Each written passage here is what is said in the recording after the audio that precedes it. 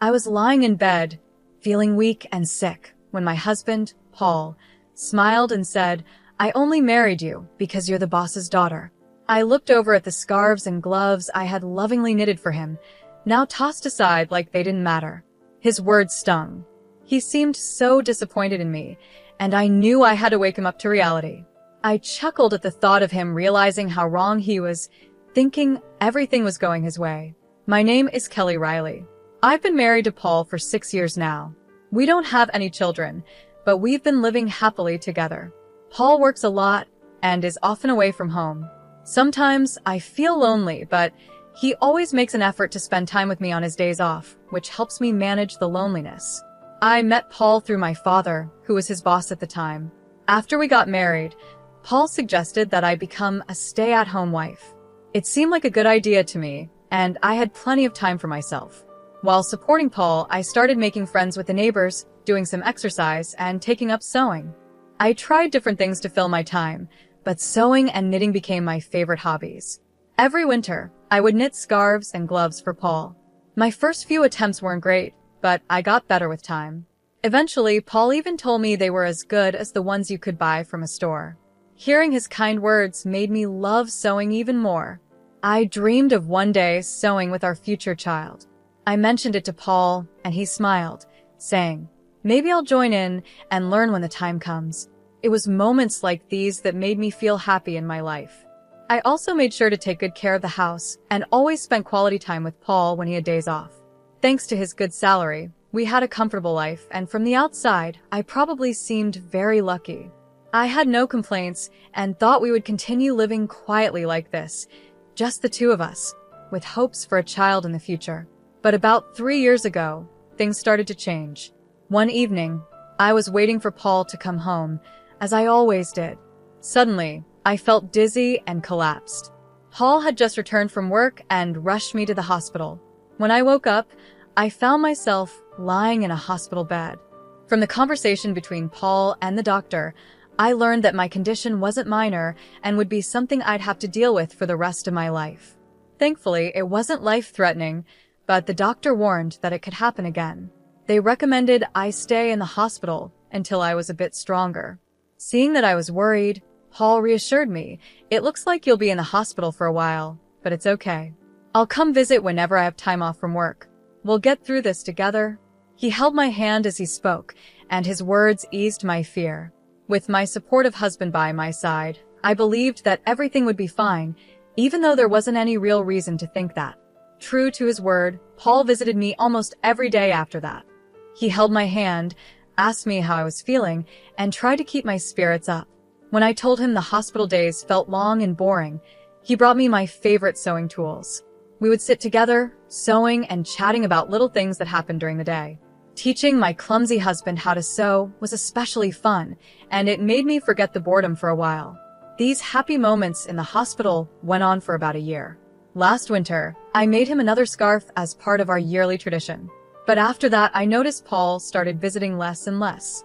Now, if he showed up once every few weeks, I considered myself lucky. At first, I thought he was just swamped with work, so I kept myself busy with sewing. I even started making a pair of gloves to surprise him the next time he came. The doctor told me I might be able to go home by the end of the year, so I planned to give Paul the gloves as a gift when I was discharged. I put all my love and effort into making those gloves, hoping they would help bridge the time we had been apart. But when Paul finally came to visit after a long absence, his reaction crushed me. I handed him the gloves, and instead of being happy, he looked at them with cold eyes and said, "Are you still making these? They're just becoming a nuisance now." Then, without a second thought, he handed me the scarf I had knitted for him last year, along with divorce papers. The scarf looked untouched, like he had never even worn it. "Has it been 3 years since you've been in the hospital? I heard you'll be discharged soon, but I can't keep taking care of you," he said. "We should get a divorce." I looked down at the divorce papers when I heard Paul's words. He had already signed them. I thought to myself, so, this is where we've ended up. To be honest, ever since he stopped visiting me regularly, I had considered the possibility of divorce more than once. I tried to push those thoughts away, convincing myself that he was just busy with work. But deep down, I knew better. The Paul the first knew would never ignore me, no matter how much work he had. If his job had really gotten busier, he would have told me. When he started disappearing without any explanation, I had a feeling this was coming. That's why, when I asked him why he wanted a divorce, I wasn't as upset as I thought I'd be. I wasn't trying to hold on to him. I knew I had probably become a burden to him. If the kind Paul the First used to know was now asking for a divorce, I figured I didn't really have a choice. But I was still curious. He had once promised we'd get through this together, so I wanted to know why he had changed his mind. When I asked, Paul responded, "Isn't it obvious? Ever since I married you, all I've had are problems. I'm sick of the scarves and gloves you give me every year. I only married you because you're the boss's daughter. How can I be expected to deal with you being sick on top of everything else?" He laughed in a way that felt like he was mocking me. It was as if all the joy I had found in our life together, all the talks we had about love, happiness, and loneliness, meant nothing to him. He made it clear that he thought I was a fool for believing in those things. He continued, "Who even wears a handmade scarf anymore without feeling embarrassed? Getting gifts like that is just annoying." As I listened to him, I glanced at his neck and noticed a high-end scarf I didn't remember giving him. Compared to the scarves I made for him, this one was obviously of much better quality. There was no point in comparing mine to that one. It made me wonder if he had ever actually worn any of the things I made for him. He must have hated them all along, and I just never realized it. After I was hospitalized, my father retired from the company shortly after. That meant Paul no longer had to pretend to care about me to stay in my father's good graces. Plus, having a sick wife might have been a convenient excuse for him at work. In the first year of my illness, he made a big show of visiting me whenever he could, balancing work and showing concern for me. I could easily imagine my father, before he retired, praising Paul at work, saying how hardworking he was while also taking care of his sick wife. Paul had built this image of being a caring husband, and his co-workers respected him for it. But now, it seemed that once my father retired, Paul didn't see any value in me anymore. The part of me that had once been useful to him had been realized, and now he no longer needed me. When I shared my thoughts, feeling sick inside, my husband looked surprised. Then he casually admitted, "Well, it did make work easier. When I mentioned you, everyone felt sorry for me and treated me well. If I worked a bit of overtime, they praised me for being responsible. And if I wanted time off, all I had to say was, 'My wife is sick.' And that was it." He said all of this without a hint of regret. He had used my illness to his advantage in ways I had never noticed. "As for the promotion I'm up for," he continued, "I mean, the others are idiots, but I do have to thank your illness for that." I listened quietly with my head down. When I finally looked up, I saw a smug grin on his face. The man I once loved was gone, replaced by someone I didn't recognize. This was his true self. "Well, if I was able to help you, I guess that's good," I said. "We probably won't see each other again, so take care." I handed him the divorce papers. He had no more use for me after that, and quickly turned to leave. And just like that, our divorce was final. After he left, I cried softly to myself. After some time, I was discharged from the hospital and went back to my parent house. When my father heard what had happened, he was furious. "I never thought he could be that kind of person," he said, his voice raised. But for me, it didn't matter anymore. I calmed my father down and told him that once I cleaned up the house, I wanted to move back in with my parents. They understood and told me to do whatever made me happy. For now, I decided to live with them. Before moving back in with my parents, I wanted to visit the house where I had lived with my husband. But when we got there, I found that the front door lock wasn't working. My parents and I exchanged confused looks and decided to ring the doorbell. A stranger answered the door. Feeling puzzled, I asked him about the situation. He told me that he had bought the house a while ago and had been living there for a few months with his wife and child. They seemed happy. My parents were even angrier after hearing this, but I didn't want to cause any trouble for the new family. I bowed my head and quietly left. However, I couldn't just leave it like that, so I called my ex-husband right away. On the phone, he answered casually, "Oh yeah, I sold the house while you were in the hospital. Keeping the money from the sale is like compensation for me. It was my house to begin with, so you don't really have any complaints, right?" I couldn't help but sigh, at how indifferent he was. I wish he had told me sooner. From what the new owner said, the house had been sold quite a while ago. My husband probably put it up for sale about a year ago, around the time he stopped visiting me. Even if he had planned to divorce me, selling the house without discussing it with me was just outrageous. Our divorce had already been finalized when we signed the papers, but since I was still in the hospital, we had agreed to talk about compensation and dividing assets after my discharge. We had a meeting planned for next week, but he decided to act on his own. It was unbelievable. What made it worse was that he didn't even think he had done anything wrong. So, I calmly told him over the phone, "You really don't understand anything, do you?" "Huh? What do you mean?" he asked, sounding confused. "I'll explain everything in detail next week," I replied and hung up the phone. I smiled at my worried parents and then turned to my father. "I need a favor," I said, sharing my plan with him and asking him to help me get ready for what was coming. "I understand," my father said, his face serious but supportive. "I've already prepared the necessary documents. There's not much time before the meeting next week, but we'll manage." I could see a hint of regret in his eyes, probably because he had once recommended my husband to me. But his anger at what my husband had done seemed to drive him to help me as much as he could. I thanked my father and waited for the day of the meeting. The thought of seeing my husband's reaction made me smile for the first time in a while. With my father's help, we got everything ready for the meeting. We decided to hold the discussion at my parents' home. My parents and I sat together on one side, and my husband sat alone across from us. I'm sure he knew my parents were hurt by the divorce, but it didn't seem to bother him anymore. He didn't show any sign of respect towards them, and his face even held a hint of a smile. His attitude was arrogant, as if he didn't have anything to worry about. "I'm the victim here," he began, "but I'm not going to ask for too much. The money from the sale of the house will be enough." He spoke as if he was being generous, like he was doing us a favor by not asking for more. Seeing his smug attitude, my father's face turned red with anger. I gently placed my hand on his to calm him down. There was no need for us to get upset. We knew that in this discussion, my husband was the one who would be at a disadvantage, not us. "There's something important we need to talk about first," I said, keeping my voice calm. I spoke up and my father handed over a document.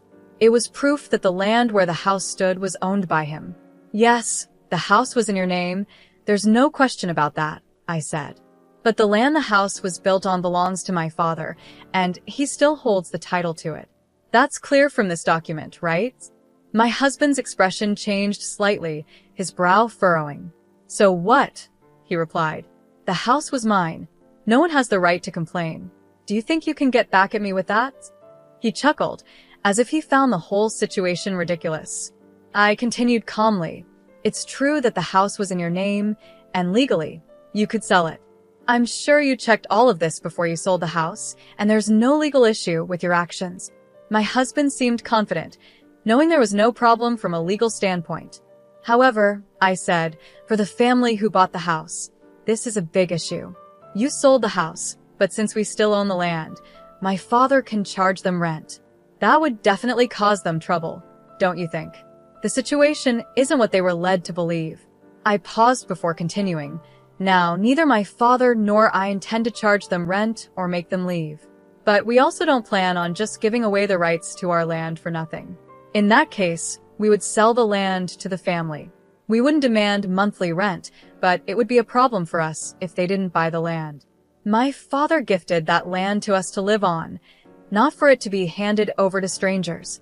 I added, "And if they don't buy it, the family could sue you."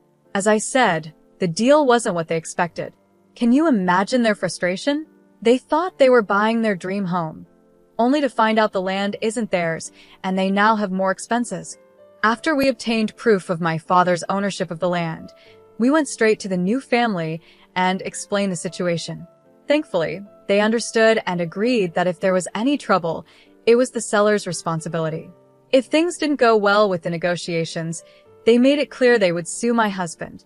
When I saw my husband's face turn pale, I knew he finally understood the gravity of the situation. He realized that no matter what, this was going to cost him a lot of money because of his mistake. In a trembling voice, he asked, "What should I do then?" I smiled and calmly responded, "The family can buy the land from us, making them the full owners of both the house and the land. Then you would have to cover the cost of the land. This way, everything can be settled smoothly, and there would be no need for the family to sue you. Once they own both the house and the land, all the issues will be resolved. However, since they weren't informed about the land price when they bought the house, they will likely make you pay for it. That's not their problem to deal with, it's yours. The real issue is that the land is in a prime location, and its value could be higher than what you sold the house for. Even if you give up all your assets, it might not be enough. In the end, you could be left with nothing." I paused for a moment and continued, "Another option is for you to buy the house back and then pay for the land. Of course, you have to cover the relocation fee for the family living there. This would give you back both the house and the land, and you could try selling them again, maybe making some money. But after paying for everything, you probably won't end up with much, if anything at all. Whichever option you choose, you'll be at a loss," I added. "And let's not forget about alimony. Your actions have caused me a lot of mental distress, and I plan to ask for compensation for that. Keep that in mind." All this time, Paul had used me as a tool to help his career. Now that I understood this, I felt disgusted by everything he had done. I also planned to file for damages for the emotional harm he caused me. Even though it might be hard to prove and I might not win, bringing up these issues was important, especially considering the situation he's in now. Paul, now cornered, didn't seem to have the ability to fully process what was happening. It looked like all these things could become his reality soon. My father, seeing the opportunity, added, "Even though I'm retired, I still have many connections at the company. I've been talking to some of my old colleagues, and they've told me what you've been saying about my daughter and how you've treated her. People at work have lost all respect for you, Paul." With a cheerful smile, my father delivered this news, and I could see Paul finally grasping the seriousness of the situation. The status he had built by using me, and the money he had gained from selling the house without my consent, none of that mattered anymore. "Now," I said, clasping my hands together with a smile, "let's discuss what comes next. We need to settle the division of assets, compensation, and the house." The smile I gave him now was different from any smile I had shown him before. This time, I was smiling more brightly than I had in a long time, feeling a sense of relief and power since our separation. "I hope you understand that your assets will be decided in this meeting," I continued. Paul could only force a laugh, but tears filled his eyes. The negotiations that followed were in my favor. Paul agreed to pay me alimony, and we also settled that he would pay for the land where the house stood. We later explained everything to the family who had bought the house, and in the end, everyone benefited from the agreement, except Paul. He lost everything. The rumors my father had started spread throughout the company, causing Paul to lose his reputation. His expected promotion was delayed as upper management raised concerns. The rumors continued, and soon Paul had no place in the company. My father later informed me that Paul had resigned. I guess you could call it karma. Things gained through using others can disappear just as easily when someone decides to take action. As for me, I'm now living with my parents and running a sewing class. While my classes aren't packed, I've managed to earn a decent income thanks to the support of neighborhood women and children who attend. Even though I never had the chance to sew with my own children like I once dreamed of, I've realized that sharing what I love with others brings me real happiness.